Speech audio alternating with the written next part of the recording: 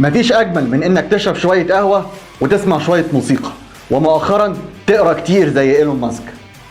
بس يا ترى كنت بقرا عن إيه؟ كنت بقرا عن عبقرية إيلون ماسك وإزاي هو عايز يغير العالم باختراعه لوسيلة نقل 5. ثانية واحدة، أنت قلت وسيلة نقل 5، ما مش كانوا 4؟ عربية وقطر وطيارة وباخرة بفنجان قهوة وشوية سيرش. هتلاقي إن إيلون ماسك مطلع ورقة سنة 2013 مكونة من 58 صفحة، واخترع طريقة اسمها الهايبر لوب. وبشوية سيرش كمان هتلاقي إن أمريكا وأوروبا والسعودية والإمارات والهند بيتنافسوا على تنفيذه.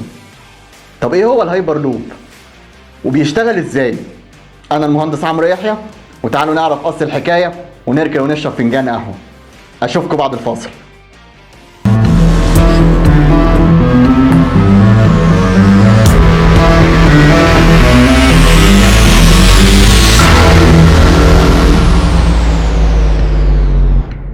اتكلمنا في الستيشن اللي فاتت عن عبقرية إيلون ماسك وإزاي هو بارع في دمج الأساسيات عشان يطلع حاجة جديدة.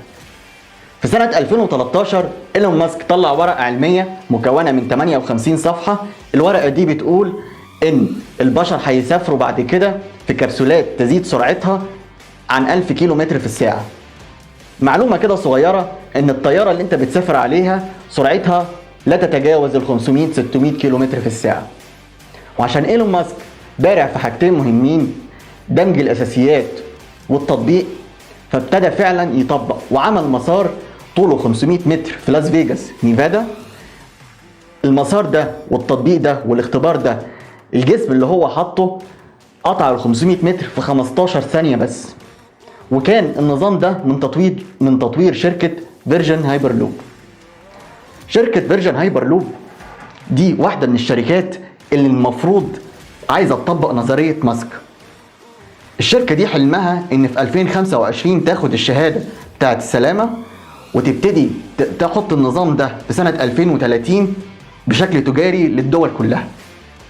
رئيس شركة فيرجن لوب السابق روب لويد في لقاء صحفي افترض ان احنا لو عملنا رحلة بين مطار جيتويك ومطار هيثرو في لندن، المطار ده زمن الرحلة بيه لو رحت بالعربية 45 دقيقة، ولو رحت بالمواصلات العامة ساعة، مع الهايبر لوب 5 دقايق بالظبط او اقل كمان. بعدها بشوية إيلون ماسك طلع على تويتر وقال انا لازم اعمل مسار اطول من 500 متر علشان احاكي الظروف الطبيعية اللي هيقابلها النظام ده، والمسار ده لا يقل عن 10 كيلو متر. في يوليو 2017 عمل خطة المسار بطول 10 كيلو متر في لاس فيجاس نيفادا، وقال ان شركة بورينج هتشتغل معاه. وفي نفس السنة شركة سبيس اكس راحت عاملة مسابقة لتصميم الكبسولة اللي الناس هتسافر عليها، وشاركت فيه جامعات كتير ودول كتير. وعشان ايلون ماسك مش فاضي، عنده تسلا وعنده سبيس اكس، فقرر يدي المشروع ده للشركات ويشوف المجانين اللي زيه في العالم علشان يطبقوا النظام ويختبروه. وفعلا عمل المسابقة عن طريق سبيس اكس، واشتركت فيه 3 شركات: ديليفت هايبر لوب، وار هايبر لوب، TUM هايبر لوب. اول منافسة شركة وار كسبت وحققت سرعة 90 كيلو متر في الساعة. تاني منافسة بعدها بشهر في اغسطس 2017 شركة وار حققت برضو اسرع سرعة ب 323 كيلو متر في الساعة. تالت منافسة في يوليو 2018 حققت شركة وار 457 كيلو متر في الساعة. واخر منافسة تفوقت عليها شركة TUM هايبر لوب وحققت سرعة 463.5 كيلو متر في الساعة. انتوا عارفين ان لو النظام ده اتطبق بشكل واسع وبشكل تجاري وبقت كل الدول بتستخدمه، هتبقى اول وسيلة نقل جماعي من 100 سنة تقريبا. وزي ما ماسك قايل في ورقته ان السرعة القصوى للكبسولات دي 1223 كيلو متر في الساعة. يعني الرحلة من لوس أنجلوس لفرانسيسكو اللي بتبعد 611.5 كيلو متر بتتاخد بالعربية 6 ساعات، وبالمواصلات العامة 12 ساعة، وبالطيارة ساعة و9 دقايق، وسعر التذكرة $130. ممكن نظام الهايبر لوب ياخدها في 35 دقيقة وسعر التذكرة $20 بس. يعني النظام ده اسرع مرتين من الطياره واربع اضعاف من المترو. وفي 9 نوفمبر 2020 يعني من كام يوم اتعمل اول تجربه عمليه للبشر ان هم يستخدموا الكبسولات دي بدعم اماراتي، والتجربه نجحت. طب ايه هي فكره الهايبر لوب؟ وبيشتغل ازاي؟ وبيوصل للسرعه العاليه دي ازاي؟ ناخد شويه قهوه علشان نكمل اصل الحكايه ونعرف ماسك بيفكر ازاي وعبقريته جايه منين.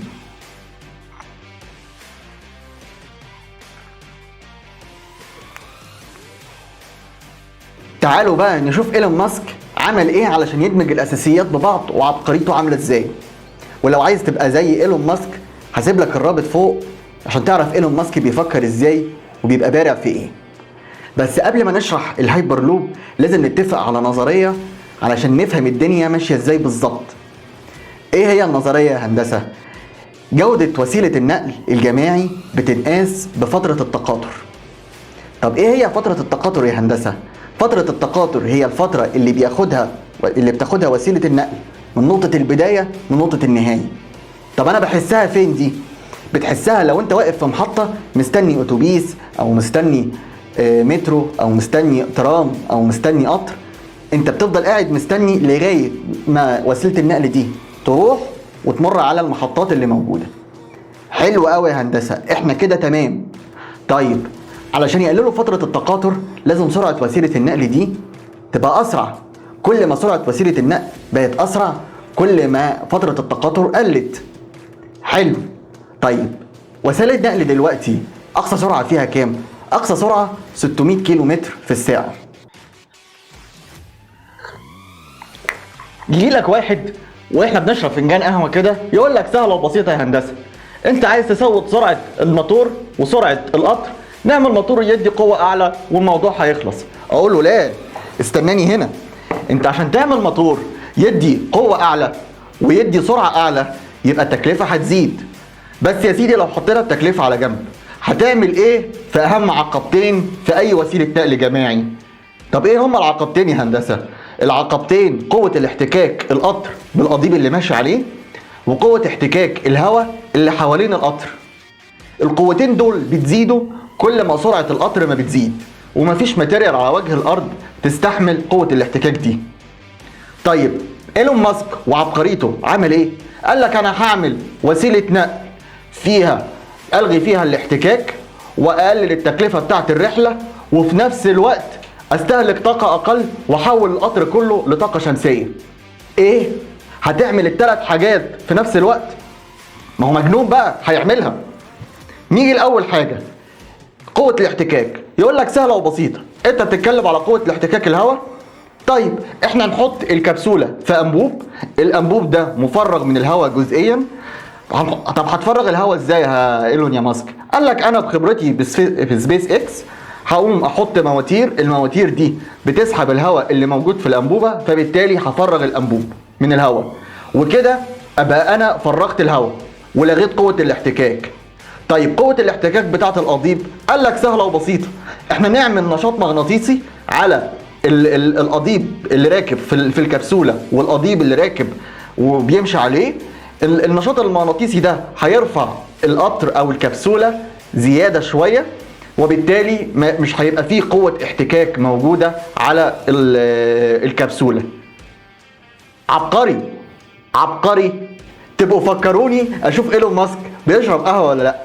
بس ليه يا هندسة؟ لانه مكيفني بصراحة. طب مكيفك ليه؟ هو تغلب على اصعب عقبة موجودة في اي وسيلة نقل. طب ايه هي العقبة؟ قوة الاحتكاك. طيب انت قلت يا هندسة هو هيلغي الاحتكاك وهو عمله. طيب فاضل التكلفة وفاضل الطاقة الشمسية. قال لك التكلفة خلاص، بما ان انا لغيت الاحتكاك فمش محتاج اعمل موتور قوي، انا محتاج موتور يديني بس ويحافظ على السرعة بتاعة الكبسولة، لان الكبسولة بقت طايرة في الفضاء اللي هو عمله جوه الانبوب. طيب عشان اعمل الموتور ده، طب ما انا هحول الموتور بالطاقة الشمسية واستفيد بخبرتي في تسلا. عبقري عبقري. كده هو قلل التكلفة وقلل الموتور، وهو ده اللي احنا عايزين نوصل له. اتشرفت بمعرفتكم. ما تنسوش تعملوا لايك وسبسكرايب للقناة، ولو بتتفرجوا من على الفيسبوك لايك وشير للصفحة. وما تنسوش تبصوا بص على المصادر وتقروا كتير زي ايلون ماسك. ويا ترى هعمل السيشن الجاي عن ايه؟ سلام عليكم.